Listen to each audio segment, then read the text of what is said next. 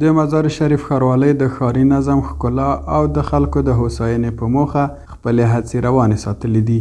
د یادې ښاروالۍ مسؤلین وایي چې په تیر کال کې د ښار د پراختیا لپاره 43 مهمې پروژې منظورې شوې وې چې د دغې پروژو له ډلې 15 پروژې بشپړې شوې دي او پاتې پروژو باندې په چټکۍ سره کار روان دی. دغه راز دوی ډاډ ورکوي چې دا پروژې به ډیر ژر د ولس لپاره ګټې اخیستنې ته وسپارل شي. په تیر کال د مزار شریف ښاروالۍ 43 پروژې منظور شوې دي مزار شریف ښاروالۍ ته، او په دې منظور شوي پروژو کې 15 پروژې تکمیل شوي، چارې بشپړې شوي دي او ګټې اخیستنې ته سپارل شوي، او پاتې پروژو نور هم کارونه روان دي او کېدای شي په نږدې وخت کې د هغې کارونه هم بشپړ شي. د یادې ښاروالۍ ویان مصطفی محمدي زیاتوي چې له یادو پروژو سربیره د ملګرو ملتونو لخوا هم 32 نورې پراختیایي پروژې تطبیق شوي دي چې ځینې یې پای ته رسېدلي دي او ځینې نورې لا هم د کار لاندې دي. یادې پروژې د ښار په پاکوالي، ګلدانونو، پیادهروونو، پارکونو او د برېښنایي روښانتیا سیستمونو پورې تړاو لري. دغه راز ښاغلی محمدي د مزار شریف ښار وګړو ته زیری ورکوي چې راتلونکي کال ته د ښار د ښکلا لپاره د عصري ډیزاینونو، د ښار د نوراني کولو سیستم او یو لړ نورو خدماتو لپاره نوې طرحې په پام کې نیول شوي دي. د ملل متحد د پروژوي خدماتونو دفتر له لورې هم مزار شریف ښار کې 32 پروژې په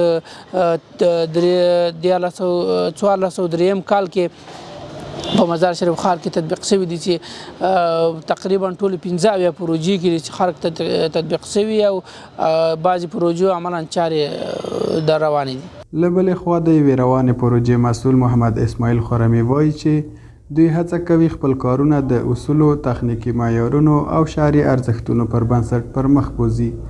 زیاتوي چې په هره پروژه کې له 100 زیات کارګران ورسره پر کار بوخت دي او تر دې دمه د پروژې 80% چارې بشپړې شوې دي.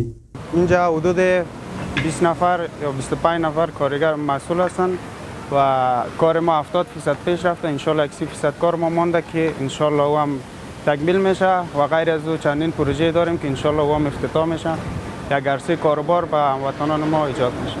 د دغه پروژو پر بنسټ نه یوازې ښاري خدمتونه پراخیږي بلکې ګڼو بېروزګاره ځوانانو ته د کار زمینه برابره شوې ده. یادو پروژو کارګر په خپل بوختیا خوښي څرګندوي او له اسلامي امارت څخه هیله لري چې دې ته ورته د کارونو زمینې نورې هم برابرې کړي. ما بسیار احساس خوشی میکنیم که زمینه کار برای ما مساعد است. برادر دیگه ما بسیار خوش هستیم که همچون کار بدر امارت اسلامی بدر همچون کارها را ما مساعد کنند که ما کار کنیم یک روزی حلال برای اولاد خود بریم. د مزار شریف ښار چې د تاریخ، فرهنګ او دینی ارزښتونو له پلوه ځانګړی ځای لري، نوره هم د ښاري اصولو بنسټیزه تحولاتي او پراختیایي لړۍ پکې روانه ساتل شوې ده. دا پروژې نه یوازې ساختماني چارې بلکې د ولس د ژوندانه د کیفیت لوړولو، د کارموندنې فرصتونو زیاتولو او د دیني روحیې د ژوندي ساتلو یوه هڅه ده. ضابط خان